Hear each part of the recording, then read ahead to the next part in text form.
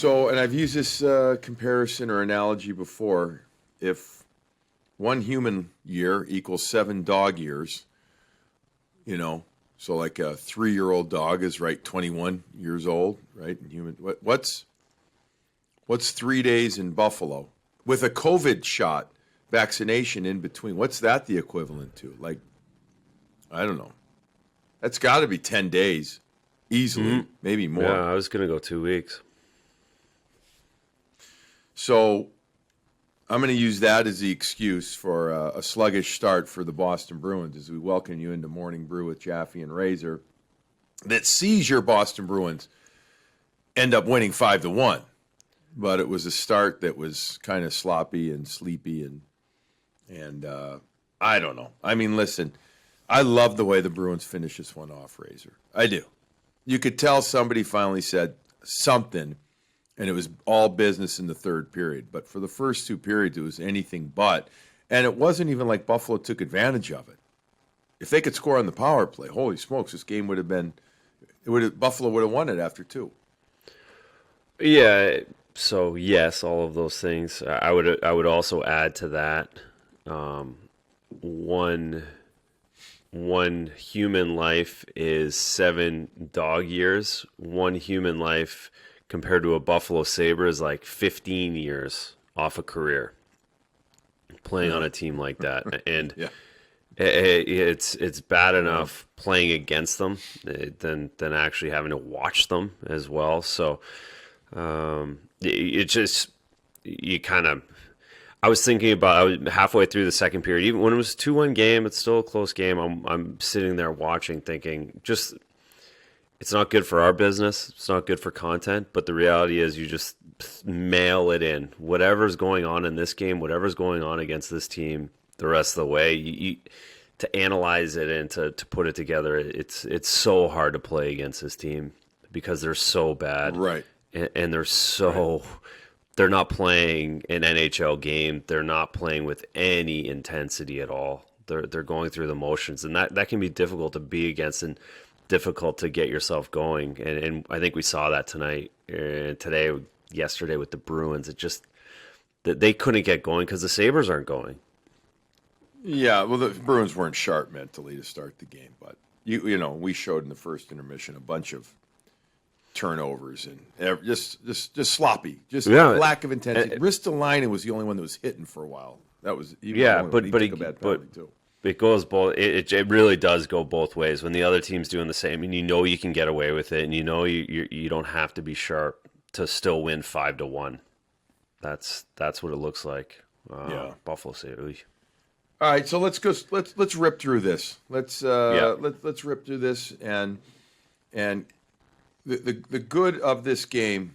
Let's go to the good. The good has to be again Brad Marchand scoring the first goal. His line, along with Bergeron and Pastrnak, doing the right things to get the first goal in the first period. Low to high, traffic to front, shots through, rebound, etc. All that stuff.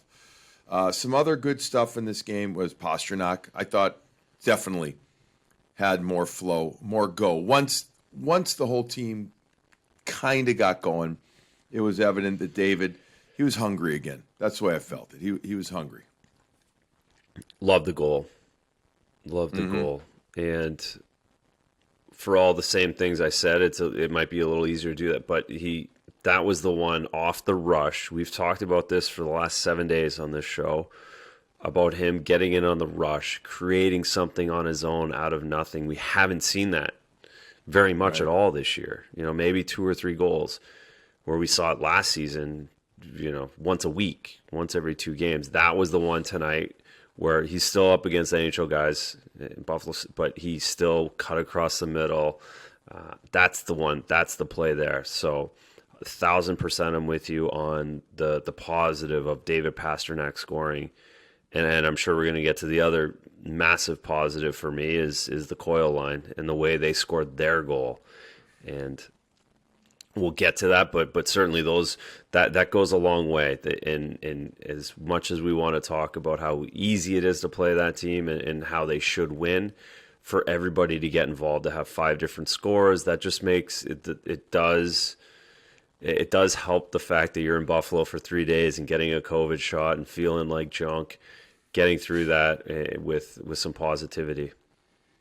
Yeah, and I mean, it's, and I'm really getting ahead of it here because I still want to talk about the Coyle line for sure, and I want to talk about goaltenders missing shots from 60 feet for sure. But Hey, it got tipped. It got tipped. You know, Barry thought it got tipped. Did you think it got tipped like that? That much? Yeah. But it was, he had more than enough time. They didn't have very good TV cameras, but it did. It definitely did. And do you want to do that now, or do you want to finish? I don't care. Because I'll give what you, the hell? What do I I'll think? give you the little goalie, because it sucks. And I know you're gonna say, well, the tip happened 45 feet away. What happens on that play is because it's a little wrister from 60 feet out, and no one's in front. So what happens is the goaltender relaxes a little bit, like, no problem, I'm just going to glove this up here. Not really considering positioning, not really, because he could make that save if it comes through with nothing but his skinny jeans on. Mm-hmm. What happens? It gets tipped. He gets out of position. He'd be better off with having 2 or 3 guys in front of the net, being focused, looking around it. He'd block a little better, be able to make that save in his chest. So that's why those goals look so bad. And Tokarski, he's not going to the hall. You know, he's been a good pro. He's won things, but he's not going to the Hall of Fame. That's still, he's in the NHL. Guys would make that save if it goes all the way through. So always, if that happens, you always look and really understand that something had to have happened, because the guys just don't give those ones up. Yeah. I'm stuck on skinny jeans. I have a hard time. I can't really fit in skinny jeans. You maybe got that long. I don't have quite the hockey butt that everybody has. Yeah, I don't have a skater holy butt. Holy smokes! I don't have a butt. Skinny jeans do not fit. I pretend every once in a while. I mean, I look at them. No, you don't. And then they come all the way down to your ankle, and it's like they're wrapped around your ankle like cellophane and. Like, where's the rest of the jean? That's what I want to know. So skinny jeans, I can wear the athletic cut slim fit. The last time I was called skinny, anything would be the first. So that's, anyways, I'm stuck on it. I listen, okay, I'll take your word for it. I just also look at his reaction, Tokarski's reaction to the Grizz shot, where he's just like, oh. Like he had one of those, want to get away moments, Yeah. It was a Southwest Airline commercial. If we're gonna, I don't want to beat him down too much, but the Ritchie goal is 1,000 times worse than Grizzly goal. The Ritchie one was that's the one that was like, oh my good Lord. But short side. Well, but by then he wasn't the same. I felt that Tokarski wasn't the same goalie after the Grizzly goal. I just didn't. I felt like he's just lost his focus. And the Bruins took advantage of it. The entire team did, right? Like, the Sabres can't, that team can't afford anything from 70 feet going in, whether it's tipped 8 times or not. They can't handle it. Right. And the other thing that they can't handle is not scoring on the power play. And the Bruins gave them 5 power play chances in a row, right? 5 in a row, 4 in a row for sure, maybe 5. I mean, I know on social media, some fans were like, some of those calls were questionable, blah, blah. I got to tell you, there may have been one that was like, okay, but. So Pastrnak boarding against Bryson, that was a penalty. Kampfer in against Riley Sheehan. I couldn't tell, to your point about the camera angle, I couldn't tell. But if he clipped skates with him and took him down when he was 8 feet away or 6 feet away from being able to forecheck on Lausanne, it's a penalty. It's just a penalty. The Bergeron hook against Toby Reeder. I mean, Reeder fell down, but I do feel like the stick was parallel on Reeder there, and it's a blah call, but especially young referees, Razor, they're going to call it. And then McAvoy's slash on Rasmus Asplund.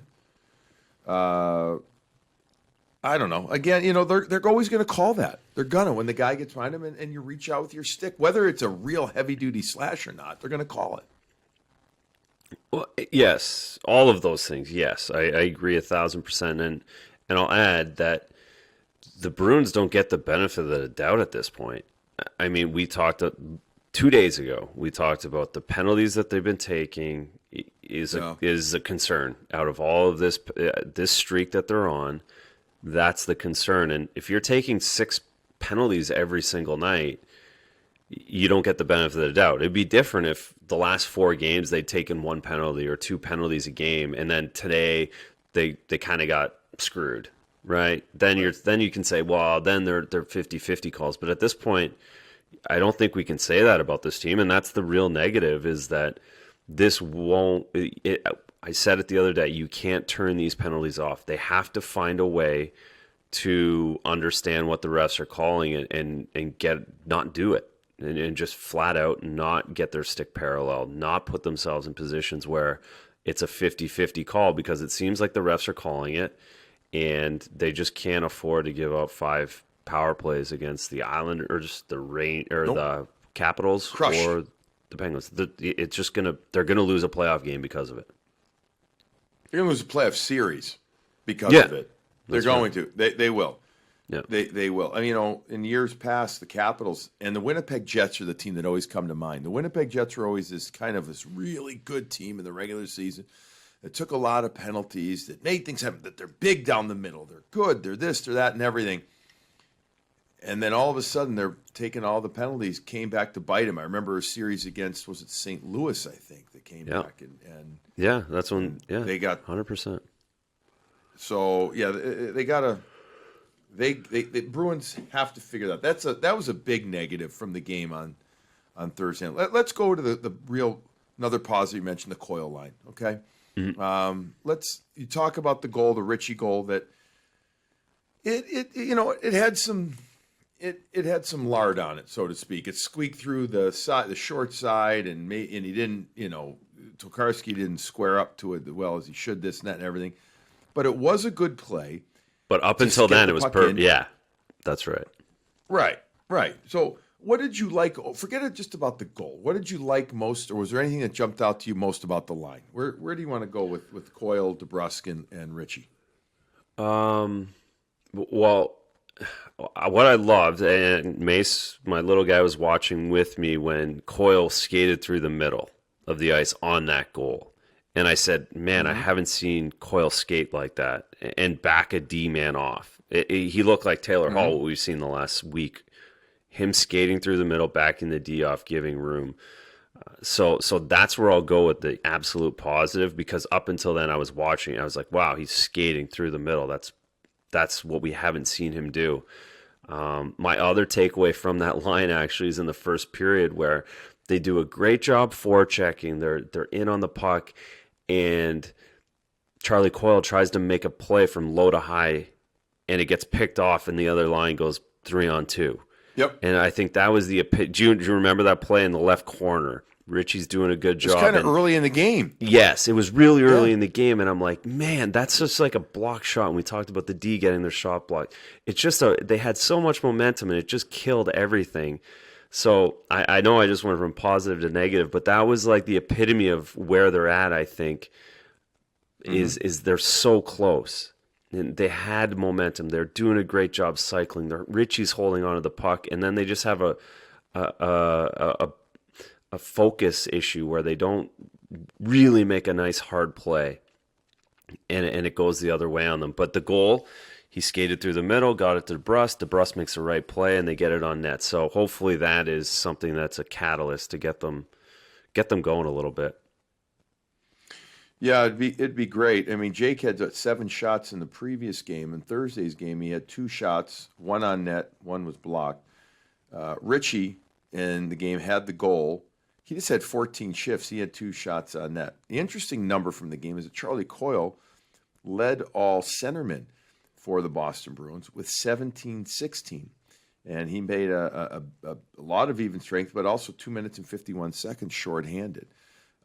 Really, not really, but time-wise, the third line is now the fourth line.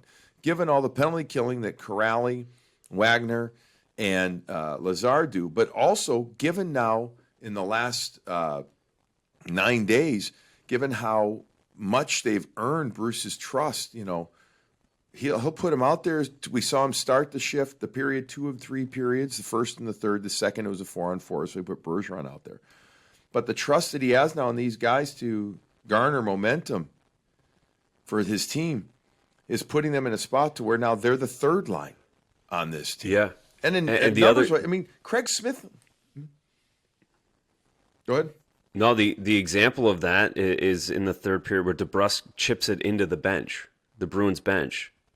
The faceoff ends up in the defensive zone, and then they sends out the Corrali line, the Lazar line, to clean the mess up for them. That's the epitome of kind of where I think the hierarchy is. Yeah, and in an even strength game, I think if that Coyle line is going, given I guess it's their potential more than anything, Razor. Their ceiling. Yeah. I think they play as much or more than the fourth line. Yeah. But in a special teams game, they're the fourth line. It's just what they are right now. Now, does this put them to a different spot? We'll see. You know what?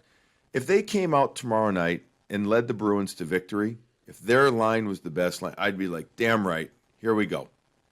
If they come out and lay the proverbial kind of goose egg, you know what?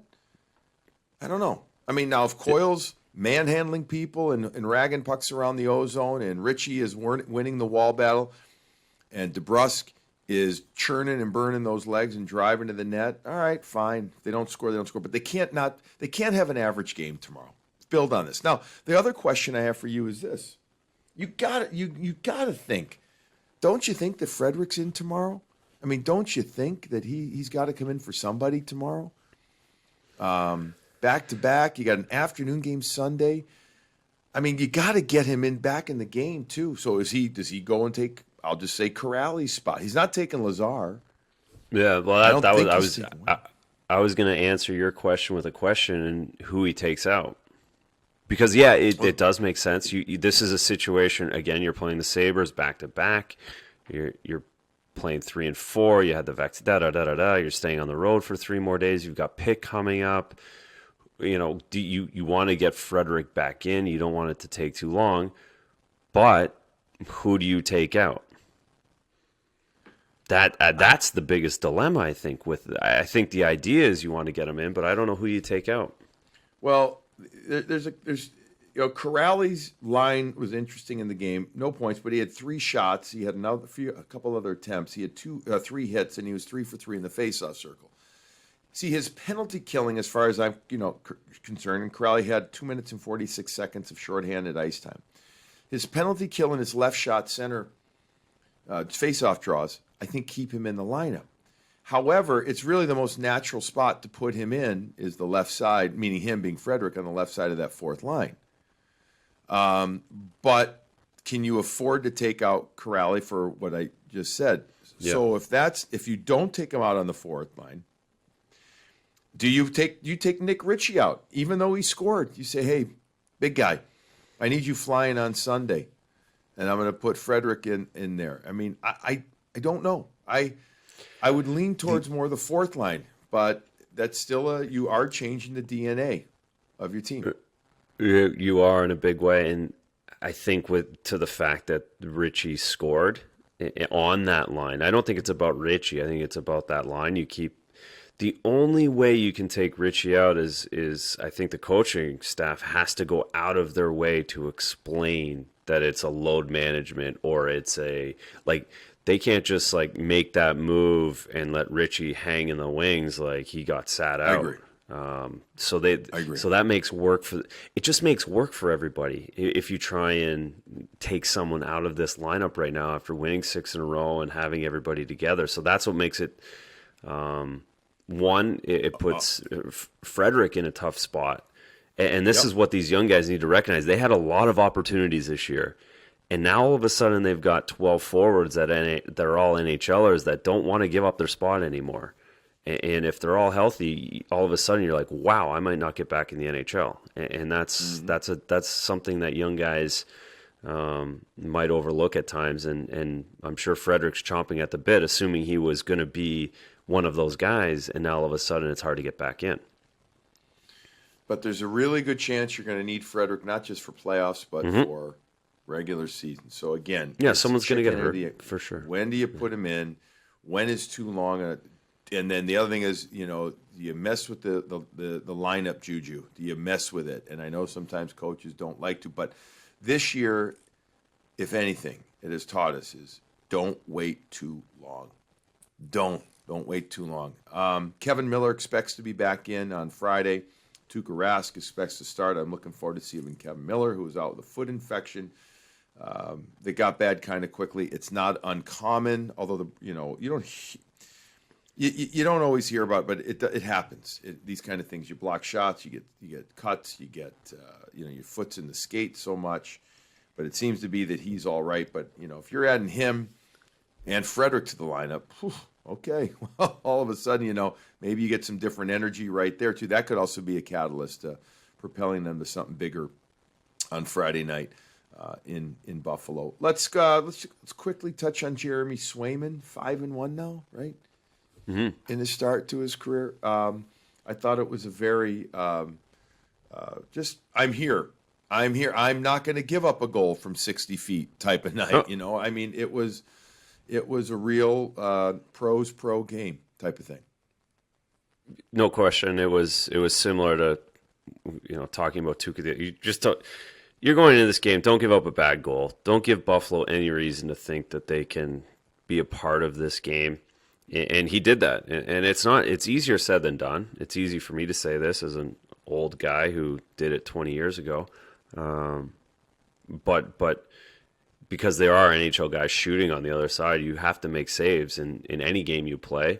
And he did that. So again, you can only be as good as what your opposition's giving you, and he did that, and he's 5-1. Listen, it's a heck of a start. We gotta really be excited what he's continually bringing, what all the experience he's getting, all the things he's learning right now. Now with Yarrow and Tuukka, both of those guys talking to him on a daily basis, the little things that he's absorbing are a monumental thing for him, going down the next 3, 4, 5, 6, 7, 8 years. Good job. It's Buffalo, so it is different, but he didn't give up a bad one, and he got his win. That's all he did everything he can do.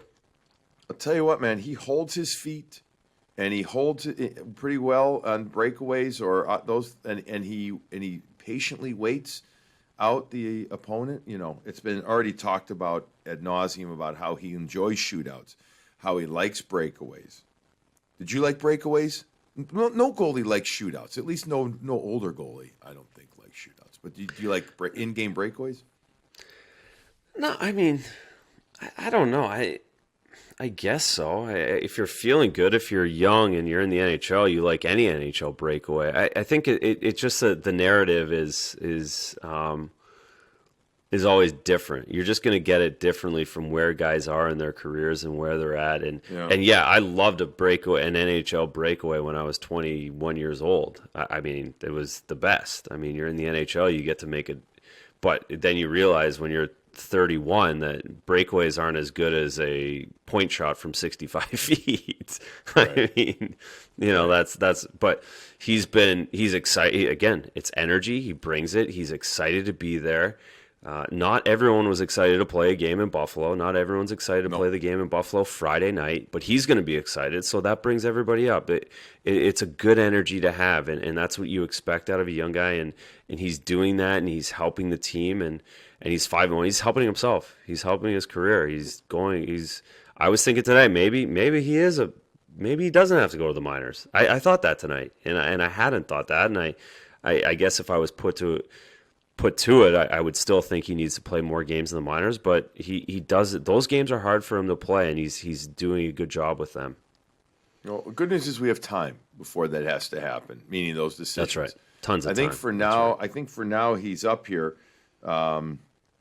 Obviously, a lot will be dictated on Yarrow's health in the next 7 days or so, and if he's able to get back and play well once or twice, my guess is that there's no need to just keep Jeremy around if he's not going to play that much. But you could still have him drive from Marlboro back, when you want him to play. No, he can practice. do spot duty.